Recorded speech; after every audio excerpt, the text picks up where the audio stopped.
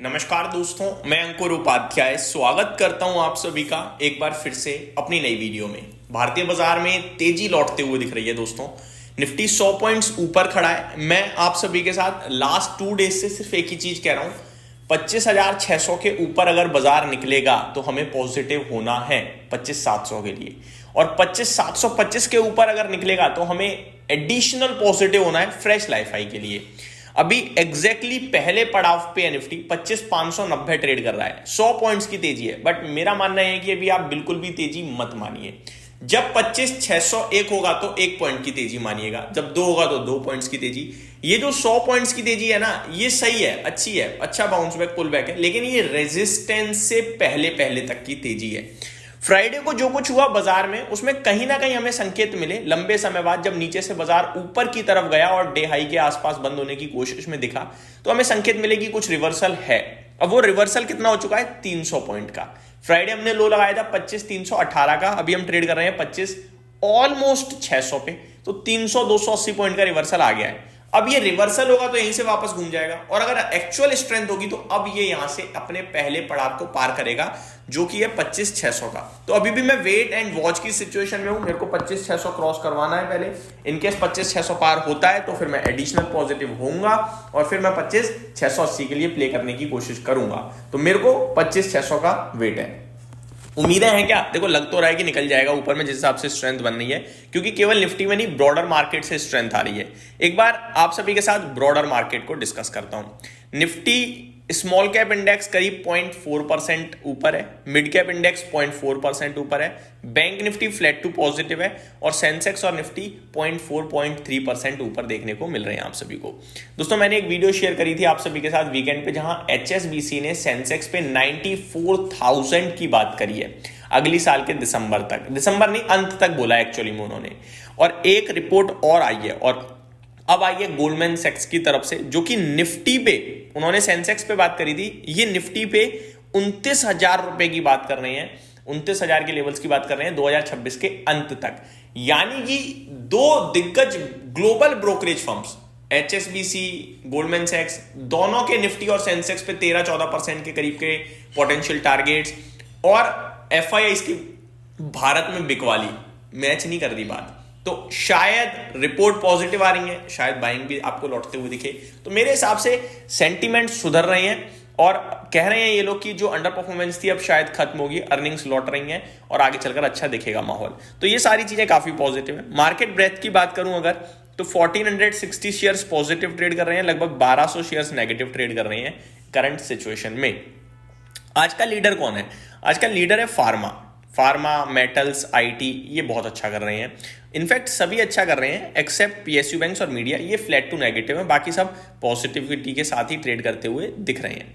दोस्तों, आईपीओ भी लिस्ट होने की तैयारी में, आज 9:58 का समय हो रहा है अभी, और लेंसकार्ट लगभग 0.25% नीचे लिस्ट होने की तैयारी कर रहा है अपने इशू के सामने। तो नेगेटिव लिस्टिंग हो गई। जो आईपीओ आने से पहले जीएमपी 25-30% ऊपर दिख रहा था, वो नेगेटिव लिस्ट हुआ। इसीलिए कभी जीएमपी पे भरोसा नहीं करना है, एक सीख मिल गई आपको। और हमेशा वैल्यूएशंस को प्रायोरिटी देनी है, दूसरी सीख मिल गई आपको। कंपनी कितनी भी अच्छी हो दोस्तों, अगर वैल्यूएशन मिसमैच है या कुछ भी नेगेटिव दिख रहा है, तो इन्वेस्टर्स उसको कहीं ना कहीं पकड़ लेते हैं, अवॉइड नहीं करते हैं, और लेंसकार्ट के केस में कुछ ऐसा ही हो रहा है। अब कंपनी क्योंकि अच्छी है तो शायद नीचे जा गिर जाए तो फिर हो सकता है बाइंग वाइंग बन जाए, बट अभी के लिए तो वेट एंड वॉच की लिस्ट में ही रखना है इसको। अब बात करते हैं दोस्तों स्टॉक स्पेसिफिक। तो ट्रांसफॉर्मर एंड रेक्टिफायर्स कल रात मैंने डिस्कस किया था, खराब नतीजे, इतने खराब नहीं थे कि 20% का लोअर सर्किट लग जाएगा इस स्टॉक में। दोस्तों, स्टॉक 20% के लोअर सर्किट के साथ आज ओपन हुआ है और वहीं ट्रेड कर रहा है। ट्रांसफॉर्मर एंड रेक्टिफायर्स ऊपर में करीब 650 के हाइज हैं इसके, आज 313 का इसने 52 वीक लो लगाया है। टॉप से काउंट करोगे तो 50% से ज्यादा नीचे हो गया है स्टॉक इस समय। और अगर मैं वॉल्यूम्स की बात करूं तो 24.5 लाख शेयर्स ऑलरेडी ट्रेड कर चुके हैं। रिजल्ट्स वीक थे, लेकिन इतने वीक नहीं थे कि ये हाल हो जाए। मैं यहाँ पे बाइंग वाइंग के लिए नहीं बोलूंगा, क्योंकि ये भागा भी बहुत ज्यादा था, लेकिन ये स्टॉक है जिसने दर्द दिया है अपने निवेशकों को करंट सिचुएशन में। एससीआई में गिरावट है 8% की। अब है ट्रेंड, इस पर मैंने कहा था नंबर्स अच्छे हैं, और स्टॉक है 6.5% नीचे। लोग कहेंगे भाई आप तो अच्छे बता रहे थे। दोस्तों, रिजल्ट्स में दिक्कत नहीं थी, दिक्कत है इस कंपनी के वैल्यूएशंस में और दिक्कत है इस कंपनी से उम्मीदों में। देखो जब किसी कंपनी के हाई वैल्यूएशंस होते हैं ना, तो एक्सपेक्टेशंस जो होती हैं वो होती हैं कि भैया ग्रोथ तंगड़ी रहनी चाहिए। अब ग्रोथ न्यूट्रल दिख गई मार्केट को, बाजार कह रहा है इतने महंगे वैल्यूएशन किस लिए, फिर भाई फिर तो टूटना बनता है। तो जो शेयर थोड़े दिन पहले 250-300 के पीई पे था, आज की डेट में 103 के पीई पे आकर खड़ा हो गया है, 52 वीक लो पे ट्रेड कर रहा है, और अभी भी इसके बायर गायब हैं। क्यों? क्योंकि वैल्यूएशन 103 पे जो ग्रोथ कंपनी दे रही है उसमें मजा नहीं आ रहा। और इसी के साथ साथ काफी सारे इस पे ब्रोकरेज हाउसेस की रिपोर्ट भी आई है। हालांकि करंट लेवल से तो मेरे को लगता है सारी ब्रोकरेज हाउसेस ऊपर के टारगेट्स की बात कर रहे हैं। ठीक है, ट्रेंड जैसी क्वालिटी कंपनी आपको नीचे मिल रही है, अच्छी बात है, वेट एंड करेंगे, थोड़ा सेटल होने देंगे और फिर एक्यूमुलेशन के बारे में भी सोचेंगे। स्नाइडर इलेक्ट्रिक, एथर एनर्जीज, ये दो स्टॉक्स भी हैं जो 6.5%, अब 6 और 5.5% नीचे देखने को मिल रहे हैं। आज के टॉप टर्नओवर वाली लिस्ट में अभी तक तो एचबीएल इंजीनियरिंग अपने नतीजों के बाद 13% ऊपर है और 950 करोड़ का टर्नओवर हो चुका है इस स्टॉक में। आगे बात करें दोस्तों रिसेंटली लिस्टेड स्टॉक्स, लेंसकार्ट, 10:01 का समय हो गया है, लिस्ट हो चुका है, और लेंसकार्ट ने अपने निवेशकों दिया है धोखा, 9% नीचे। यही मैं आप सभी के साथ डिस्कस कर रहा था कि इसके आईपीओ में सावधान रहें। 10% नीचे हो चुका है दोस्तों इस समय, तो लिस्टिंग खराब बोलूंगा मैं, निराशाजनक, बट मेरे को तो उम्मीद थी कि कुछ मजा नहीं आएगा।